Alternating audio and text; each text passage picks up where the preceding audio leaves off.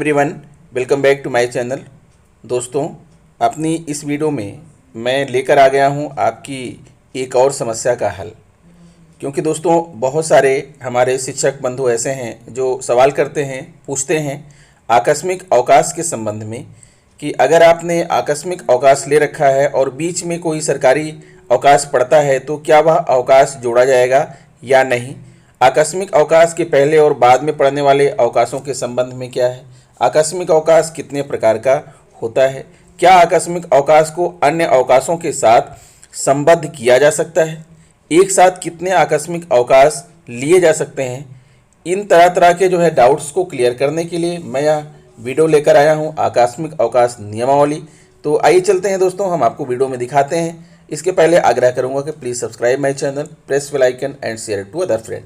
यहाँ दोस्तों आप देख पा रहे हैं manual of government order Uttar Pradesh के अध्याय 142 के अधीन अवकाश, आकस्मिक अवकाश, विशेष अवकाश तथा प्रतिकर अवकाश के संबंध में क्या नियम है। वित्तीय हस्त पुस्तिका खंड 2 भाग 2 से 4 के सहायक नियम 201 के अनुसार आकस्मिक अवकाश को अवकाश की मान्यता नहीं है और न यह किसी नियम के अधीन है। अर्थात दोस्तों, आकस्मिक अवकाश किसी प्रकार का कोई अवकाश नहीं होता है, इसलिए इसे किसी नियम के अधीन नहीं रखा गया है। आप जान लीजिए, आकस्मिक अवकाश के रहते हुए भी, आकस्मिक अवकाश लेकर के भी आप अपने पद के प्रति, अपने उत्तरदायित्व के प्रति, जो आपका पदेन दायित्व है उसके प्रति आप जिम्मेदार माने जाते हैं। इसलिए आकस्मिक अवकाश को अवकाश नहीं माना गया है। आकस्मिक अवकाश पर सरकारी कर्मचारी को ड्यूटी से अनुपस्थित नहीं माना जाता और वेतन देय होता है। मैनुअल ऑफ गवर्नमेंट आर्डर्स, यहाँ पर ध्यान दे लीजिएगा, ड्यूटी से अनुपस्थित नहीं माना जाता का मतलब ये है कि अगर आप आकस्मिक अवकाश पर हैं तब भी आपको अपनी ड्यूटी पर माना जाता है और आपकी अनुपस्थिति में आपके कार्य और दायित्व से संबंधी कोई भी मिस हैपनिंग होती है तो उसके लिए आप और आपको अवकाश जारी करने वाला दोनों ही उसके रिस्पॉन्सिबल अर्थात जिम्मेदार होते हैं। मैनुअल ऑफ गवर्नमेंट आर्डर्स उत्तर प्रदेश के अध्याय 142 में आकस्मिक अवकाश, विशेष अवकाश और प्रतिकर अवकाश से संबंधित नियम दिए गए हैं। प्रस्तर 1081 आकस्मिक अवकाश के दौरान कार्य का उत्तरदायित्व। इस बात को आइए दोस्तों ध्यान से देखिए कि जब आप आकस्मिक अवकाश पर हैं उस दौरान आपके कार्य का उत्तरदायित्व कौन संभालेगा। तो कहना है कि आकस्मिक अवकाश को मूल नियम के अंतर्गत मान्यता प्राप्त नहीं है, इसलिए आकस्मिक अवकाश की अवधि में सरकारी सेवक सभी प्रयोजनों के लिए ड्यूटी पर माना जाता है। ध्यान दे लीजिएगा यहाँ पर हमारी बात को। आकस्मिक अवकाश पर रहते हुए आप किसी छूट का दावा नहीं कर सकते कि मैं तो आकस्मिक अवकाश पर था, मैं इसका जिम्मेदार कैसे हो सकता हूँ। अर्थात यह आप नहीं कह सकते, क्योंकि आकस्मिक अवकाश की अवधि में सरकारी सेवक सभी प्रयोजनों के लिए ड्यूटी पर माना जाता है।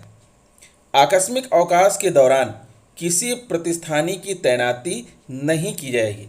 अर्थात आप आकस्मिक अवकाश पर हैं और आप सोचिए कि आपकी जगह पर किसी दूसरे को तैनात कर दिया जाए आपकी जिम्मेदारी निभाने के लिए, तो यह नहीं होगा। यदि कार्यालय के कार्य में किसी प्रकार का व्यवधान होता है तो आकस्मिक अवकाश स्वीकृत करने वाला अधिकारी तथा लेने वाला कर्मचारी इसके लिए उत्तरदायी होगा। देख लिए दोस्तों, सारी बातें ये बिल्कुल नियम में स्पष्ट कही गई हैं जो मैंने आपको बताया। प्रस्तर 1082 आकस्मिक अवकाश की सीमा।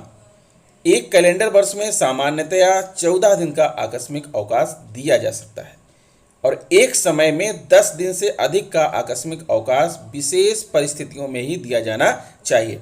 कहने का मतलब यह है कि 10 दिन का आकस्मिक अवकाश एक साथ आसानी से मिल सकता है, लेकिन 10 दिन से अधिक का अगर आपको आकस्मिक अवकाश लेना है तो वह आपको विशेष परिस्थितियों में ही मिलेगा। आकस्मिक अवकाश के साथ रविवार एवं अन्य छुट्टियों को संबद्ध किए जाने की स्वीकृति दी जा सकती है।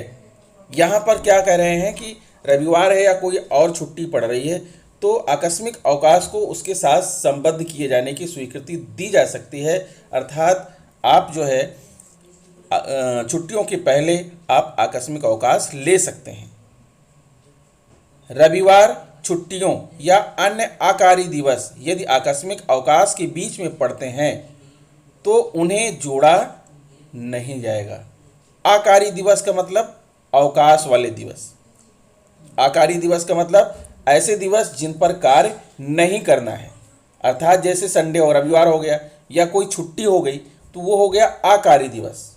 दिवस दो तरह के होते हैं सरकारी कार्यालयों के लिए, दो तरह के, एक तो होता है कार्य दिवस और दूसरा होता है आकार्य दिवस। तो आकार्य दिवस का मतलब जिन दिवसों पर कार्य नहीं किया जाना है वहाँ पर यदि आकस्मिक अवकाश के बीच में पड़ते हैं तो उन्हें जोड़ा नहीं जाएगा। कहने का मतलब है कि आपने शनिवार को आकस्मिक अवकाश ले लिया और सोमवार को अवकाश ले लिया तो संडे आपके अवकाश में नहीं जुड़ेगा, अर्थात संडे की छुट्टी आपकी नहीं कटेगी। विशेष आकस्मिक अवकाश, विशेष परिस्थितियों में कुछ दिन का विशेष अवकाश दिया जा सकता है, परंतु इस अधिकार का प्रयोग बहुत कम और केवल उसी दशा में किया जाना चाहिए जब ऐसा करने के लिए पर्याप्त औचित्य हो।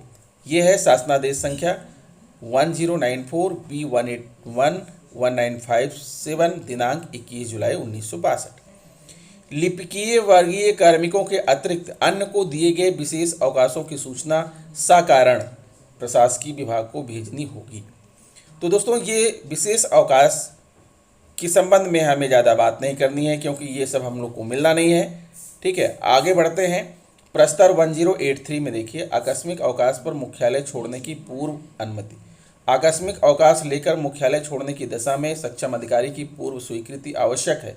अवकाश अवधि में पता भी सूचित किया जाना चाहिए दोस्तों। इसीलिए मानव संपदा पोर्टल में या फिर आप जो एम स्थापना है वहाँ से जब आकस्मिक अवकाश लेते हैं तो वहाँ पर पूछता है कि आकस्मिक अवकाश के दौरान आपकी कहाँ पर आप उपस्थित रहेंगे, कहाँ रहेंगे। क्योंकि अगर आपको मुख्यालय छोड़ना है, आकस्मिक अवकाश लेकर कहीं बाहर जाना है तो आपको पूर्व अनुमति की आवश्यकता होती है, अर्थात आप अपने प्राधिकारी या रिपोर्टिंग ऑफिसर से पूर्व में अनुमति लेंगे और बताएंगे कि हमें आकस्मिक अवकाश लेकर के बाहर जाना है। क्योंकि अगर आप बाहर चले गए और कोई यहाँ पर मिसहैपनिंग हो गई तो उसके जिम्मेदार आप ही हो सकते हैं, इसलिए आपको पहले से अनुमति लेना होगा। प्रस्ताव 1084 समुचित कारण। आकस्मिक अवकाश समुचित कारण के आधार पर ही स्वीकृत किया जाना चाहिए। सरकारी दौरे पर रहने की दशा में आकस्मिक अवकाश लेने पर उस दिन का दैनिक भत्ता अनुमान्य नहीं है। अगर आप सरकारी दौरे पर हैं, कहीं पर गए हैं और आपको आकस्मिक अवकाश लेना पड़ गया तो उस दिन का भत्ता आपको नहीं मिलेगा। प्रस्ताव 1085 सक्षम अधिकारी किसे कहा गया है? आकस्मिक अवकाश केवल उन्हीं अधिकारियों द्वारा स्वीकृत किया जा सकता है जिन्हें शासनादेशों के द्वारा समय समय पर अधिकृत किया गया है। किसी भी प्रकार का संशय होने पर अपने प्रशासनिक विभाग को संदर्भ भेजा जाना चाहिए। चलिए आगे बढ़ते हैं। आकस्मिक अवकाश का रजिस्टर। प्रस्ताव 1086 आकस्मिक अवकाश स्वीकृत करने वाले सक्षम अधिकारी द्वारा आकस्मिक अवकाश तथा निर्बंधित अवकाश का लेखा निम्न प्रारूप पर अनिवार्य रूप से रखा जाएगा। इस रजिस्टर का परीक्षण निरीक्षणकर्ता अधिकारियों के द्वारा समय समय पर किया जाएगा। अवकाश, कर्मचारी का नाम, पद नाम, स्वीकृत किया गया आकस्मिक अवकाश 14 से उल्टे क्रम में लिखा रहेगा और जितने आप लेते जाएंगे उतना कट होता जाएगा और उतना कम होता जाएगा। ठीक है, जैसे 14 से उल्टे क्रम में चलेगा, 14, 13, 12, 11 इस तरह से तो जितने आपने अवकाश ले रखा है उस हिसाब से वो काटते जाएंगे और कितना बचा रहेगा वो यहाँ पर दिखता रहेगा। निर्बंधित अवकाश। विशेष आकस्मिक अवकाश की स्वीकृति। निम्नलिखित मामलों में सरकारी सेवकों को विशेष आकस्मिक अवकाश स्वीकृत किए जाने की व्यवस्था की गई है, जिसमें विद्यालय सीनेट के सदस्य हैं, परिवार नियोजन है, नसबंदी पुरुष 6 कार्य दिवस, परिवार विद्यालय सीनेट के सदस्य यात्रा समय सहित बैठक की अवधि तक के लिए, नसबंदी महिला को 14 कार्य दिवस, अगर कोई महिला नसबंदी कराती है तो उसे 14 दिन का आकस्मिक अवकाश मिल सकता है। परिवार नियोजन कराता है पुरुष अगर नसबंदी कराता है तो 6 दिन का मिल सकता है। वैज्ञानिकों, अधिकारियों को किसी यात्रा समय सहित वर्कशॉप की अवधि, वर्कशॉप सेमिनार में शोध पत्र पढ़ने हेतु, अर्थात ये विशेष प्रकार के आकस्मिक अवकाश हैं। भारतवर्ष से बाहर जाने के लिए अवकाश। भारतवर्ष से बाहर जाने के लिए आवेदित किए गए अवकाश, आकस्मिक अवकाश सहित की स्वीकृति सक्षम प्राधिकारी द्वारा शासन की पूर्व अनुमति के नहीं दी जाएगी। अब आइए देखते हैं दोस्तों, यहाँ पर आकस्मिक अवकाश की और कुछ बातें लिखी गई हैं। आकस्मिक अवकाश नियमित अवकाश में नहीं आता। यह अवकाश आकस्मिक कार्य पड़ जाने के कारण राज्य कर्मचारी द्वारा लिया जाता है। किसी एक कैलेंडर वर्ष में प्रत्येक सरकारी सेवक को सामान्यतः 14 दिन का आकस्मिक अवकाश देय होता है। इस प्रकार का अवकाश एक समय से 10 दिन से अधिक नहीं दिया जा सकता, परंतु स्वीकृत प्राधिकारी के विचार में विशेष परिस्थितियों के कारण एक समय में 10 दिन से अधिक अवकाश दिए जाने का औचित्य है तो तदनुसार स्वीकृति दी जा सकती है। और फिर यदि कोई राज्य कर्मचारी आकस्मिक अवकाश लेकर हेडक्वार्टर से बाहर जाना चाहता है तो उसको इसकी पूर्व अनुमति लेनी अनिवार्य है एवं इस अवधि का पता भी देना जरूरी है। और पैरा 1084 के अनुसार आकस्मिक अवकाश की स्वीकृति के लिए उचित कारण होना चाहिए। सरकारी कर्मचारी जो सरकारी कार्य हेतु यात्रा पर हो, यदि यात्रा के दौरान वह अवकाश लेता है तो अवकाश की अवधि का दैनिक भत्ता पाने का हक नहीं रखता। रविवार, छुट्टियों और अन्य दिन जो आकस्मिक अवकाश के बीच में पड़ते हों उनकी गणना आकस्मिक अवकाश संख्या में नहीं की जाएगी। इस बात को आप ध्यान में रखिएगा।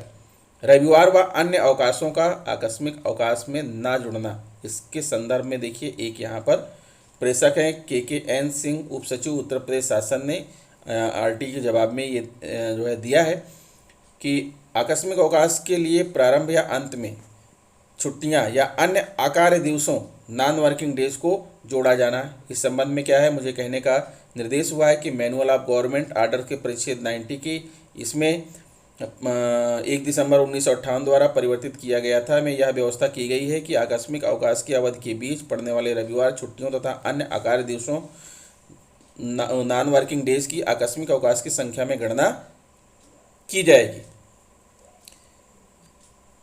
बीच में पड़ने वाले रविवार, छुट्टियों तथा अन्य अकार्य दिवसों नॉन वर्किंग डेज की आकस्मिक अवकाश की संख्या में गणना की जाएगी। यहाँ तो दोस्तों कुछ बातें अलग लिखी हुई हैं, आगे पढ़ते हैं, क्लियर होगा। इस प्रकरण पर सम्यक रूप से विचार किया गया और इस तथ्य को ध्यान में रखते हुए कि भारत सरकार ने अपने कर्मचारियों के लिए उक्त प्रतिबंध नहीं लगाया है और भारत सरकार के कर्मचारियों को स्वीकृत अवकाश की अवधि के बीच में पड़ने वाली छुट्टियों को आकस्मिक अवकाश की संख्या में गणना न किए जाने की सुविधा उपलब्ध है। शासन ने यह निर्णय लिया है कि राज्य के अधीन सेवा के कर्मचारियों को भी यही सुविधा प्रदान की जाए। अर्थात दोस्तों पहले ये था कि आकस्मिक अवकाश के बीच में अगर कोई अवकाश पड़ता है तो उसको जोड़ दिया जाता था, लेकिन अब जो है ये जो नियम आ गया है केंद्र सरकार के अनुसार राज्य सरकार ने भी अपने कर्मचारियों के लिए यह सुविधा दे दी है कि जो है आकस्मिक अवकाश के बीच में पड़ने वाले अवकाशों को नहीं जोड़ा जाएगा।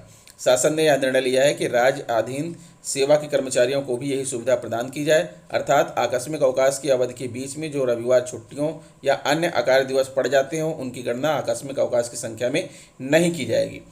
तदनुसार शासनादेश द्वारा परिचालित मैनुअल ऑफ गवर्नमेंट आर्डर्स के परिच्छेद 90 के उप परिच्छेद 4 को निम्न प्रकार पढ़ा जाए।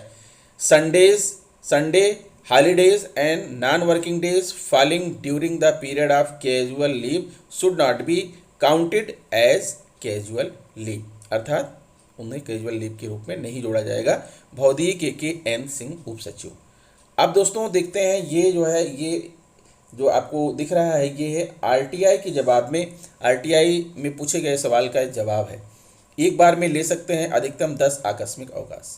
झांसी बेसिक शिक्षा परिषद के विद्यालयों के अध्यापकों द्वारा एक बार में 10 आकस्मिक अवकाश लिए जा सकते हैं। जिला बेसिक शिक्षा अधिकारी ने जन सूचना के माध्यम से डॉक्टर रहबर सुल्तान को दी जानकारी में बताया कि विशेष परिस्थिति में इससे अधिक आकस्मिक अवकाश तभी दिए जा सकते हैं जब तक संबंधित अधिकारी उचित न समझे। इसके अतिरिक्त नियमानुसार 14 दिन के आकस्मिक अवकाश कैलेंडर वर्ष में पूरे हो गए हैं तो अपवाद स्वरूप सक्षम अधिकारी इससे अधिक के अवकाश की स्वीकृति दे सकता है। इसमें कहा गया है कि आकस्मिक अवकाश ना तो किसी नियम के अधीन आते हैं और ना ही मान्य है, परंतु आकस्मिक अवकाश पर रहने वाले कर्मचारी को ना तो अनुपस्थित माना जा सकता है और ना ही उसके वेतन में कोई कटौती की जा सकती है। साथ ही आकस्मिक अवकाश के बीच पड़ने वाली छुट्टियों की गणना आकस्मिक अवकाश के रूप में नहीं की जा सकती। सामान्य रूप से यह देखा गया है कि अनुसरण के दौरान पंजिका में अंकन के बावजूद अधिकारी आकस्मिक अवकाश नहीं मानते हैं। तो दोस्तों ये रहा आकस्मिक अवकाश के बारे में संपूर्ण जानकारी। आशा करता हूँ कि आपके डाउट्स क्लियर हो गए होंगे। अगर आपको वीडियो अच्छा लगा है तो प्लीज़ मेरे चैनल को सब्सक्राइब कर लीजिए, बेल आइकन को प्रेस कर दीजिए। मिलते हैं आपसे नेक्स्ट वीडियो में कुछ नई जानकारी लेकर, तब तक के लिए नमस्कार।